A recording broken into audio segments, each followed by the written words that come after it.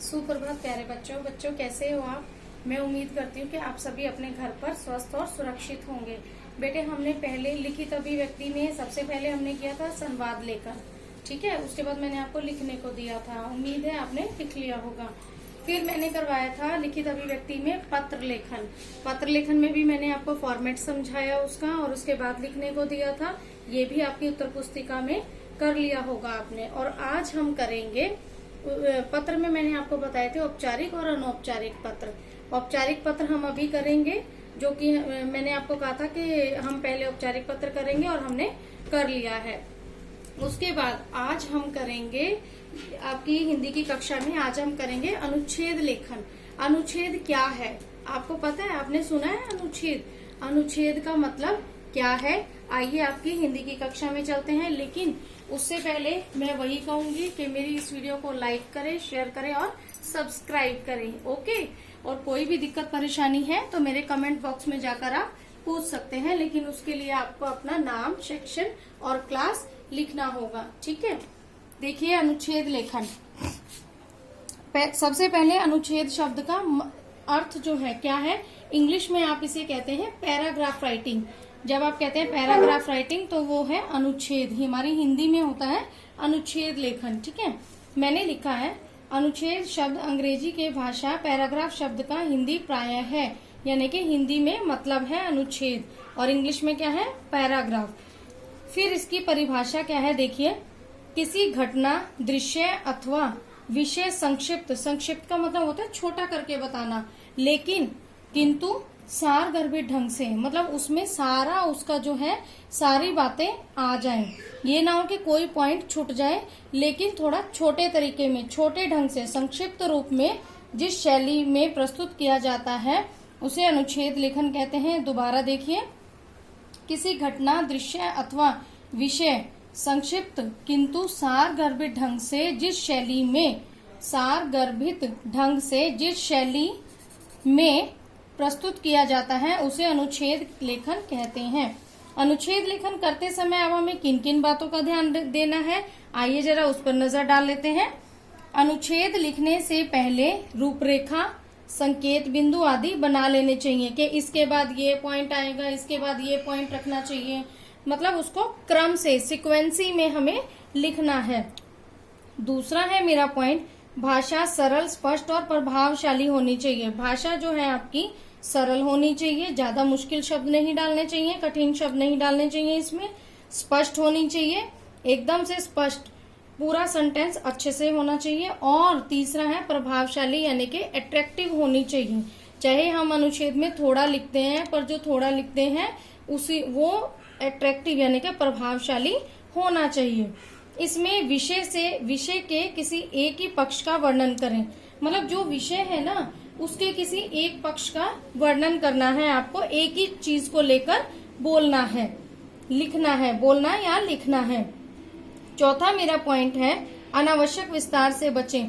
इसमें सबसे पहले है अनावश्यक विस्तार का मतलब है कि जैसे हम बात करते करते या कहानी या निबंध लिखते हुए उदाहरण देते हैं ना, तो बेटे अनुच्छेद में उदाहरण नहीं दिए जाते हैं, इसीलिए उसी ही कहा जाता है अनावश्यक विस्तार। अनावश्यक विस्तार नहीं करना है, उससे बचें। शब्द सीमा को ध्यान में रखकर ही अनुच्छेद लिखें। आपको ये देखना है कि कितनी शब्द सीमा है। जो मैं आज आपको गृह कार्य दूंगी, मैं उसमें शब्द सीमा दूंगी आपको, उसी के अंतर्गत जो है गृह कार्य करना है। शब्द सीमा का ध्यान रखें। छठा मेरा पॉइंट है पूरे अनुच्छेद में एक रूपता होनी चाहिए। मतलब पूरा अनुच्छेद ऊपर से लेकर नीचे तक एक ही बात को पूरे सारगर्भित तरीके से और सीक्वेंसी, क्रमबद्ध तरीके से बताया जाना चाहिए, एक रूपता होनी चाहिए। सातवां मेरा पॉइंट है विषय से संबंधित कविता की पंक्तियों का भी प्रयोग कर सकते हैं। अगर आप कोई विषय है, उप विषय में देती हूँ आपको, कोई टॉपिक देती हूँ, अगर उससे संबंधित आपको कोई पंक्तियां आती हैं तो आप इसमें वो भी लिख सकते हैं। उसके बाद मैंने आजकल की परिस्थिति को देखते हुए एक ये अनुच्छेद लिखा है।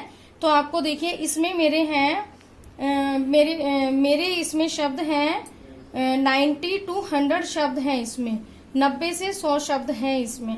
तो आपको भी अनुच्छेद जो लिखना है वो 80 से 100 शब्दों के बीच में लिखना है।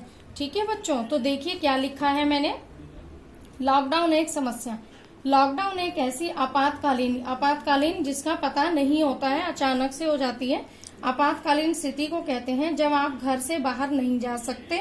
आप देख ही रहे हैं, आप कहाँ जा रहे हैं, घर से बाहर कोई भी नहीं जा रहा है। यह भी जरूरी नहीं कि आप घर पर ही हो, अर्थात जहां भी हो उससे इसके लागू होने पर आप बाहर नहीं जा सकते।